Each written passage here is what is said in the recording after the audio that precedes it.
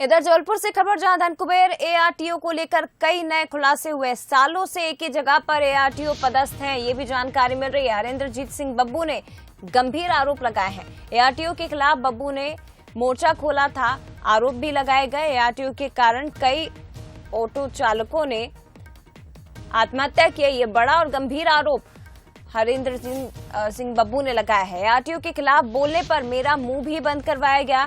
सालों से ये एक ही जगह पर पदस्थ हैं। तो आपको बता दें, कार्रवाई की गई थी जबलपुर में एआरटीओ के ठिकानों पर और कई खुलासे हुए इस कार्रवाई के बाद।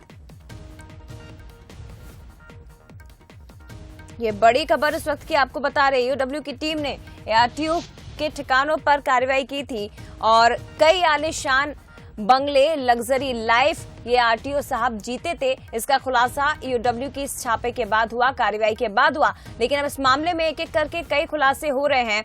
एआरटीओ सालों से एक ही जगह पर पदस्थ हैं। हरिंद्रजीत सिंह बब्बू ने गंभीर आरोप लगाए हैं कि कई ऑटो चालकों ने एआरटीओ के कारण आत्महत्या की और उनके खिलाफ जो भी जाता था उन्हें परेशान किया जाता था। और ऐसा आरोप लगाया गया है हरिंद्रजीत सिंह बब्बू की ओर से कि एआरटीओ के खिलाफ बोलने पर मेरा भी मुंह बंद करवाया गया है।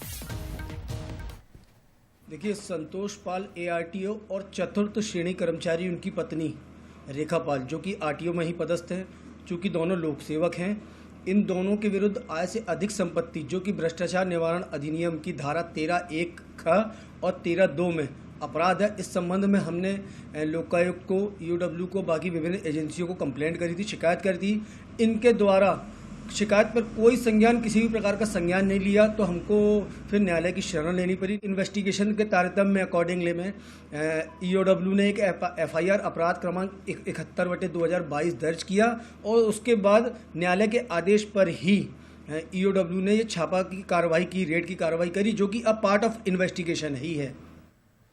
चलिए, इसी खबर पर विस्तार से जानकारी लेंगे। हमारे साथ अमित सोनी जबलपुर से लाइव जुड़ गए, सीधे उनका रुख करते हैं। अमित, ये बड़ा मामला है क्योंकि काली कमाई का कुबेर, इस मामले में खुलासे हो रहे हैं संपत्तियों के, लेकिन कई गंभीर आरोप भी लगाए जा रहे हैं। विस्तार से जानकारी दीजिए।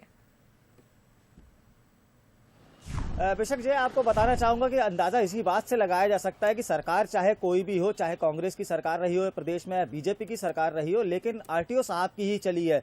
पिछले 10 सालों से आरटीओ साहब जबलपुर में जमे हुए हैं। उनके साथ जबलपुर के साथ साथ उनका नरसिंहपुर, कटनी जैसे जिलों का भी प्रभार रहा है। तो इससे अंदाजा लगा सकते हैं कि किस तरह की लग्जरियस लाइफ है। और अभी जो खुलासे लगातार ईओडब्ल्यू करते हुए आ रहा है, ये इस खुलासे से आप देख सकते हैं कि करोड़ों रुपए की संपत्ति, बेनामी संपत्तियां जो है वो सामने निकल के आ रही है। खाली उनका घर अपन देख सकते हैं तो घर करीब 11 करोड़ का ये घर है, बनाया गया शहर के सबसे पॉश इलाके में। फार्म हाउस है, घर है, तमाम जो चीजें हैं निकल के सामने आ रही हैं वो चौंका देने वाली हैं। और सबसे बड़ी बात है रसूख की, जो आरटीओ एक पूर्व मंत्री तक को खुद बीजेपी की पार्टी से ही नोटिस दिलवा सकता है, तो वो उसका रसूख का अंदाजा कितना होगा कि कितना वो रसूख रखता है। लेकिन आरटीओ साहब को एक गलती भारी पड़ गई।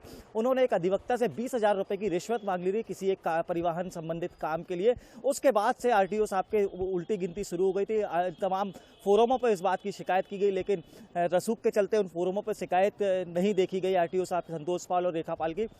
उसके बाद उन्होंने, जो वकील है, उन्होंने उस कोर्ट का रुख किया। कोर्ट में आदेश होता है, कोर्ट में आदेश होता है कि 1 महीने के अंदर जो आरोप आरटीओ पे लगाए गए हैं, आय से अधिक संपत्ति के आरोप हैं, अवैध तरीके से वसूली के आरोप है, तमाम जो आरोप लगाए हैं, ईओडब्ल्यू को इस मामले की जानकारी दी कि स्पेशल कोर्ट ने कहा कि 1 महीने के अंदर जो है हमको जानकारी दें। उसी के बाद से आरटीओ साहब रडार में आ गए थे। उसके बाद जब ईओडब्ल्यू ने छापे मारे, ये परत दर परत खुलते गई। अमित, देखिए, लेकिन काली कमाई का तो खुलासा इस पूरे मामले में हुआ ही है।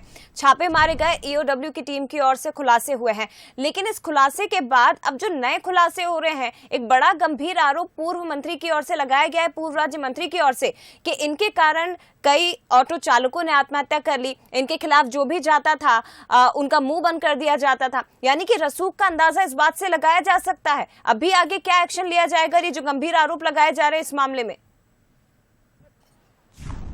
बेशक ये आरोप हैं, गंभीर आरोप हैं और एक जवाबदार पूर्व मंत्री की तरफ से ये आरोप लगाए गए हैं और उन्होंने बाकायदा इस पर आरोप लगाए हैं और बाकायदा जो डॉक्यूमेंट्स हैं वो भी बताए हैं कि किस तरह से आरटीओ परेशान किया करता है। कई बार ऑटो चालक संघ और साथ में जो मंत्री हैं हरेंद्रजीत सिंह पूर्व मंत्री हैं, उन्होंने ये भी कहा है कि मैं ऑटो चालक संघ की तरफ से, मैं स्वयं और मेरे सिख समाज की तरफ से हम तीनों लोग मिलकर आरटीओ के खिलाफ जो है मांग उठाएंगे कि आरटीओ के खिलाफ सख्त से सख्त कार्रवाई हो। बहरहाल अभी जो हम ताज़ा स्थिति की बात करें कि ईओडब्ल्यू की जो है कार्रवाई वो लगातार जारी है।